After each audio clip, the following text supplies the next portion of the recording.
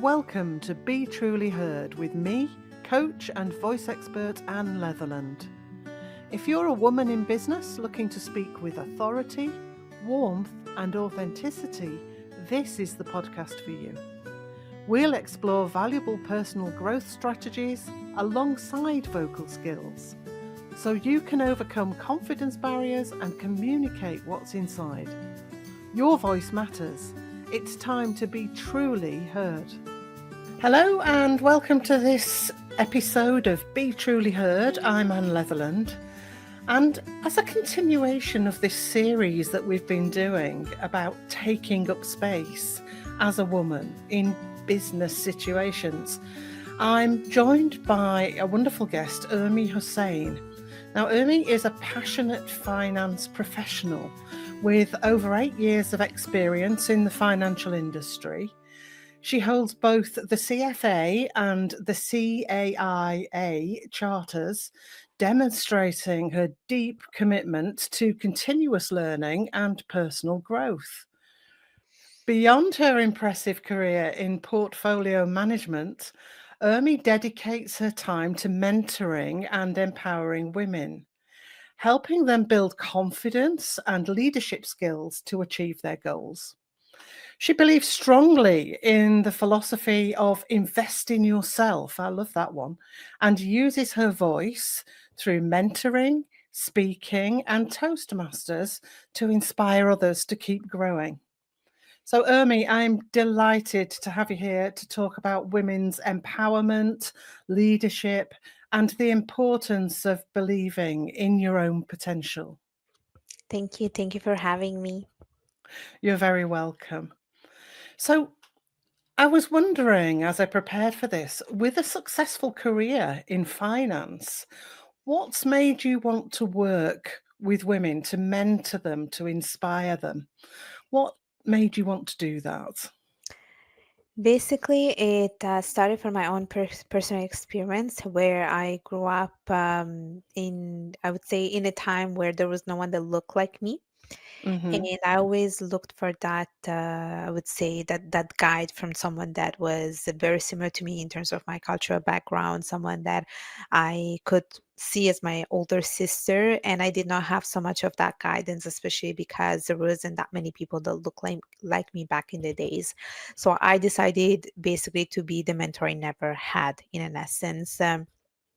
And When I was in university, it's a funny story because I was also a mentor in university, and I was it was my first paid uh, part-time job. Like, I was actually being paid for being a mentor. But back then, I used to basically mentor people that were in the financial, like, a degree, they're pursuing a degree in finance. But then, once I graduated and I started to work, I stopped being a mentor, but the word mentoring just kept showing up in my life.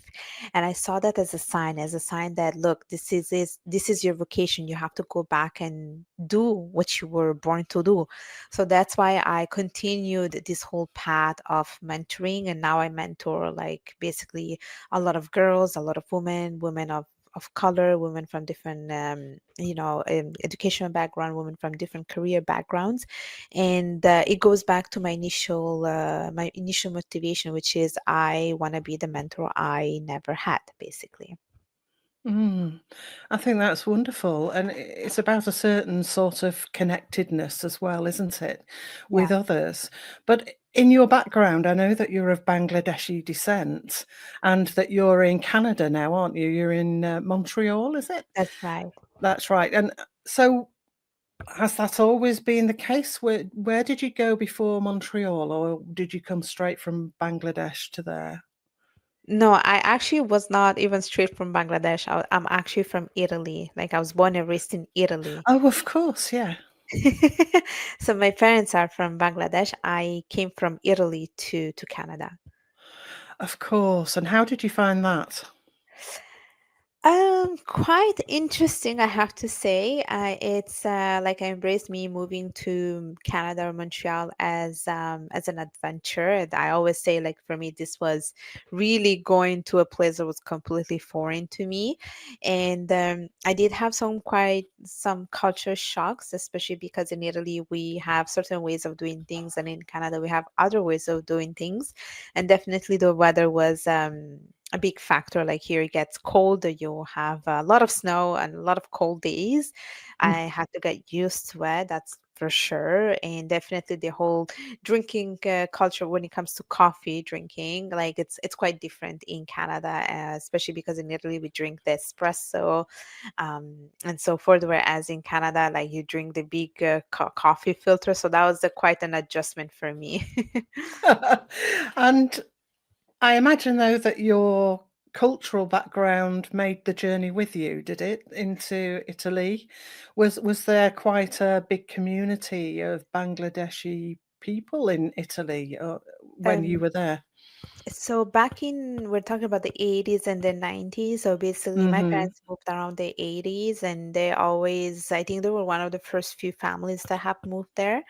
And they basically moved in Sicily. That's where I was born. And basically, what happened is back in the days, it was only around those time, like the 80s and the 90s, that we started to see the first flow of like migrants coming from Bangladesh to Italy. And little by little, we started to build a community of Bengali people, but it was always like a small community. Mhm. And compared to other parts of the world where maybe like let's say in UK there's a big community of like Bengali people, and in Italy it was a bit smaller compared to other parts, but we can definitely say that there's a lot more Bengalis right now. Like now everyone just it just moves to Italy. I think it's easier to move to Italy and to build a life there. Yeah. Mhm. Good. And we've spoken previously, obviously, about navigating business as a person of Bangladeshi descent or Bengali descent, if you want to put it that way. And how was that? How did you navigate that? What kind of things did you come up against? So for me, and it's something that I always talk about in many podcasts and also in my book, like for me, it was hard to navigate to two worlds, I would say, like Mm, navigate the Bengali side and the Italian side, because sometimes you find in the middle and you're not quite sure which way to go. And I feel like the society is so used to giving you labels that you always want to fit one of those labels. And for me, it wasn't really about fitting either one of the words, but more about putting them together and embracing the two sides of it and to have my own identity. And for me, it was very important to show myself as my most unique self as well as my most authentic self. mm, And for me, it took a while to really understand my cultural identity to the point that, I don't have to choose either one. I just have to, it's up to me to embrace both of them. And that's when I decided to tell the world that I am Italian Bengali and not just either one. And yes. it's something that I always bring with me no matter where I go. Like I always say, I am Italian Bengali, and that's part of my identity, whether it is in my professional life or personal life. Hmm. A lot of the women I speak to or work with as clients have had experiences in male dominated industries and have found that that has shaped them in terms of their confidence and their ability to succeed, even to some extent. Have you come up against any of that in your Um, journey? I can definitely say that yes, finance is very, very male dominated. But I think I have learned to navigate that kind of world by advocating for myself and also by finding allies, whether it is these are your colleagues, your managers, but also finding mentors in a workplace. I think that's quite helpful. And I always tell myself that no matter where I am, it's because I belong there. I have worked for it. I deserve to be in that place. And for me, it's also important to be in those places which are male dominated, because if I walk away, the industry will always be male dominated. But if I'm making that effort of being there, maybe someone else who also wants to work in finance, like a woman, they might see that as, leading by example, seeing that as an inspiration. So I never walk away from those kind of places. And definitely it's quite a challenge when you don't see representation and you don't see, diversity in a company or in a place, because in a world that is so globalized and so multicultural, you always want to see representation everywhere. I think it's important, but I think it's also important that you find people that you can rely on who can guide you. And that's why I'm so big on mentoring and finding allies, because you will learn from those people. And it's important to find female mentors as well, who go through your same struggles and challenges, and they're better fit at sharing guidance. Brilliant. And that takes us neatly into your mentorship of women, and especially women who struggle with imposter syndrome or just plain old self-belief. Yeah. And what's one mindset shift or practice that you found makes a big difference for them? I think one that it's well, there are two of them that I very much like. I always say about the power of reframing. I think Mm. the problem is that with women, we always have we have so many negative self-talks. We just don't feel we're good enough. We're like, I don't know if I deserve this. I don't know if I can do this. We're like always second guessing ourselves. Like we just don't go straight to the point. That like there's so many deviation before we get to that destination. And I think one of the things that really helps is always reframing that negative self-talk into something positive, right? I think that's quite helpful. And also like writing it down, I think you just put it in your brain, and your brain automatically rewires to think that way. And I think the other thing that is quite helpful, and I very much enjoy doing them, is vision boards. I think Tell me I more think about those. mm, yeah, so vision boards are, well, for those who are not familiar, it's basically a board where you you can glue, or you can do also a digital board where you basically put pictures of the things you want to achieve, or where you see yourself in the next year or 5 years. Basically, you're putting down your dreams and passions. I typically do the vision board once a year because, Mm. things can change, new things can come up.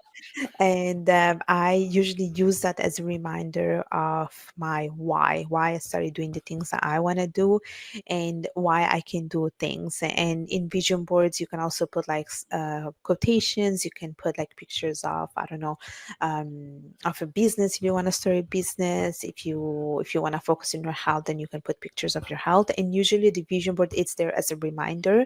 But once you put it in a vision board, again, your brain is starting to work towards that, but you don't realize it. That's the thing, you just don't realize it, but you're working towards those things that you put in the board. So those are two of the tips I usually share. I agree with you on both of those, actually.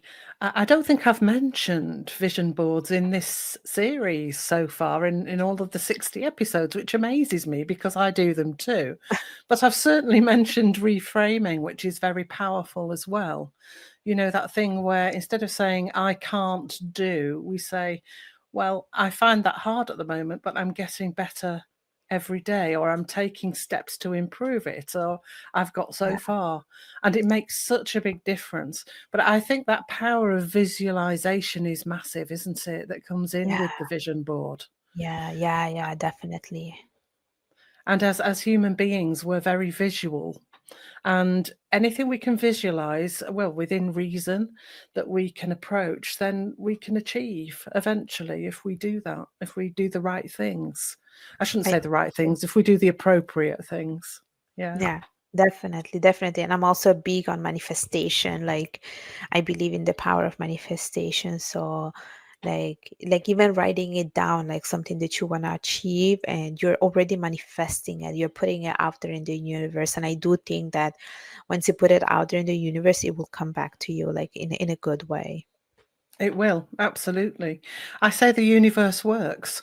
Sometimes when we find that things don't seem to work out for us, or they fail, then we look back several years later and think, well, actually, that wasn't the right thing for me at the time. And now I'm quite glad it didn't happen that way that I was hoping it would happen, because what's happening now is so much better. And we Yeah, don't always see that at the time, do we? yeah. And I've had several moments in my life where that's been the case. So I love your idea actually of friend tourism. We were talking about mentoring, so being a friend tour rather than just a mentor. So tell us all a bit about that, because I found that really powerful when we had our little chat previous to this. Yeah, so basically, I came up with this word which actually exists. I have read articles about it, which is called friendtor, and it's a combination of friend and mentor. And why I love so much this word, this concept, is because often we think that to find a mentor, you just have to go through like different programs, you have to find organizations, you have to find, places or companies that offer a mentorship program, but we just do not realize that sometimes like a mentor is also in an our friend. If our friends are there to listen to us, to guide us, to cheer for us. And I think for me, I was lucky enough that I had so many mentors who were there from the beginning, always supporting me. And I like that idea of finding a mentor in a friend, because who knows you Mm. better than your own friend, And sometimes your friends are very much similar to you in experiences and struggles. So they are quite fit in sharing some of their, some of the guidance or some of their wisdom. And I also think that with a friend is much easier to open up and talk about your goals, especially maybe because with a mentor you don't want to go right away and open up yourself about your goals and achievement, but with a friend it's much easier. And I think that if you look around, it's very easy to find a friend, or like anyone could be your friend, someone that you see with inspiration, someone that you think is a person of influence. And as I always say, I think with mentorship or friendship, there is always that human aspect that comes first, that human connection, and you get that with a friend tour. I love that. And it's a nice term because we have the advantages of both things. We have the closeness of the friend Yeah, and also the teaching side, I suppose, of the mentor, the yeah, ability to just facilitate. And there's a boundary there somewhere, in the sense that we're not just a friend to them, we're helping them to find their own way that's through it. their lives and in what they want to do. It's a bit coaching similarly, really. They're all subtly different, but I think that's a wonderful thing. And I know that you have nieces who you're inspiring to follow their dreams. And what message would you most like younger women to hear about finding their voice and leading with confidence? So that's the same thing that I would tell to my younger self. And it's something that I'm doing right now, but I wish I started a bit earlier, is to say to opportunities, say yes to different opportunities, especially because I think as a woman, we always go back to the same routine, which is I'm not sure if I'm good at this. I don't know if I should. I don't know if I have all the tools. But I think you should embrace every single opportunity as an adventure, Mm. as a way to learn and also to discover yourself.